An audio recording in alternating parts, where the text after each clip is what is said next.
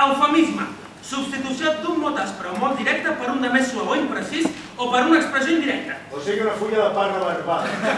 L'expressió suau o indirecta és estudis generals. L'aspre o directe, tant si tenen el més petit utilitat per l'home com si no.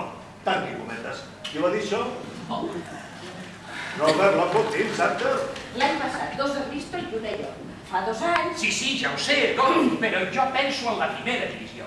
Vull que es facin justícia a si mateixos, que et facin justícia. Posa sua amarada, que fez igual, e se se confortável, recebe o ferro. E você? Você gosta do eco? Bona berença, ansa. Je veux m'attendre sur de lui. Si voldria estirar la llei en condicional en substitutiu. Mais surtout, mais c'est pas sous les livres. Excusez-moi. Et vos pantalons? Oh là là!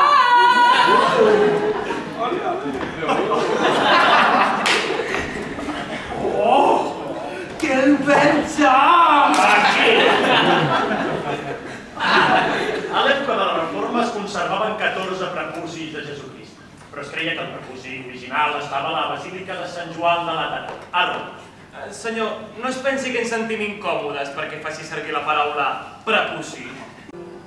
I'll sing to him, each spring to him, and worship the trousers that cling to him.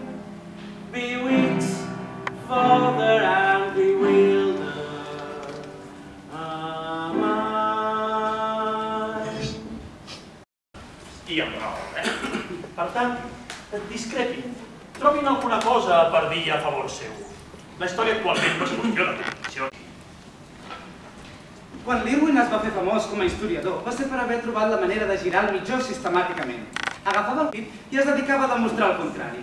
L'exemple més sonat va ser quan va demostrar per televisió que l'autèntic culpable a l'atac de Pearl Harbor va ser en realitat el president Roosevelt, i no el... Teva improbable esposa. L'altre dia em va venir a veure en Bòsnia. Té un problema. Vostè no té sobrenom, però almenys li expliquen els problemes, cosa que amb mi no fan gaire bé mai. Perquè reposin tal com van trobar-ho. La seva fita és un monticle que trenca l'altiplà. I cada nit viren cap a l'oest constel·lacions forasteres per damunt la seva tomba. El jove Hodge, el timbaler, vingut directament del seu poble de l'Essex, no va arribar a saber el significat de les altes planures africanes. Però això no crec que ara tingui massa importància. El senyor Héctor té una fe anacrònica en el poder de les paraules, però en la meva experiència, els examinadors d'Oxford i de Cambridge busquen alguna cosa més trampera.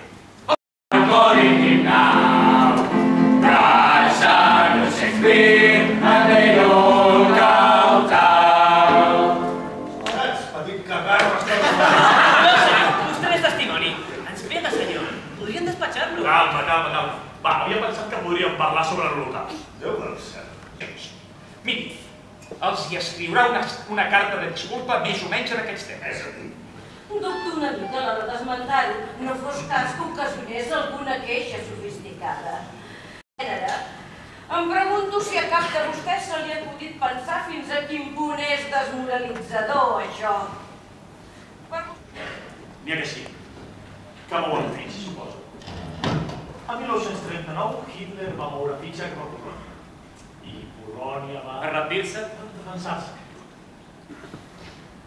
Magníficament mal preparats per la llarga mesquinesa de la vida.